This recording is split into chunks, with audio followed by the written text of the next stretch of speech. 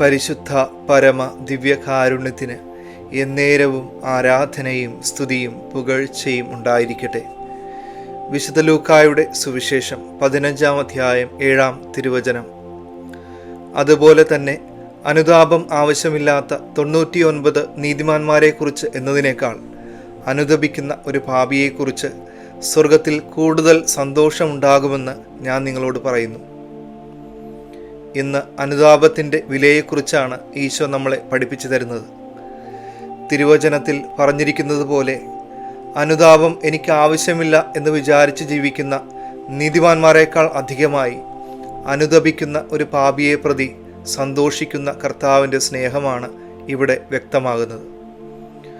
ഒരു വ്യക്തിയുടെ വീഴ്ചയ്ക്ക് കാരണമാവുന്ന ഒരു മനോഭാവമുണ്ട്.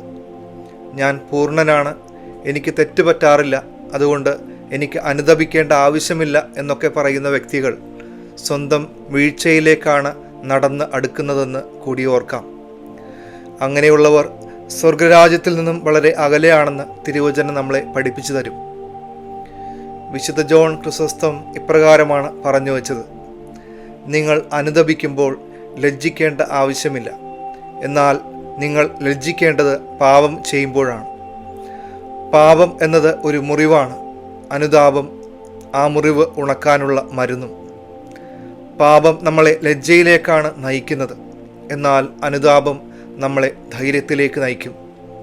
എന്നാൽ സാത്താനാണ് ഈ ക്രമം പലപ്പോഴും നശിപ്പിക്കുന്നത്. അവൻ അനുതപിക്കുന്നവർക്ക് ലജ്ജയും പാപം ചെയ്യുന്നവർക്ക് ധൈര്യവും കൊടുത്തുകൊണ്ട് അവരെ വഴിതെറ്റിക്കും. വിശുദ്ധ ജോൺ ക്രിസോസ്റ്റം നമ്മളെ പഠിപ്പിച്ചു തരുന്നത് പോലെ അനുതപിക്കുന്ന ഏതൊരു വ്യക്തിക്കും ദൈവത്തിൻ്റെ മുമ്പിൽ നിൽക്കുവാനുള്ള ധൈര്യം ഉണ്ടാകും. നമ്മൾ പാപികളായിരിക്കെ ഈശോ നമ്മളെ സ്നേഹിക്കുന്നുണ്ട്.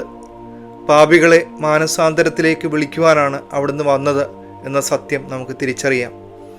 ഇന്നും അനുതപിക്കുന്നതിൽ ലജ്ജ നമുക്ക് തോന്നുന്നുണ്ടെങ്കിൽ അത് സാത്താൻ്റെ തന്ത്രമാണെന്ന് ഓർക്കുക.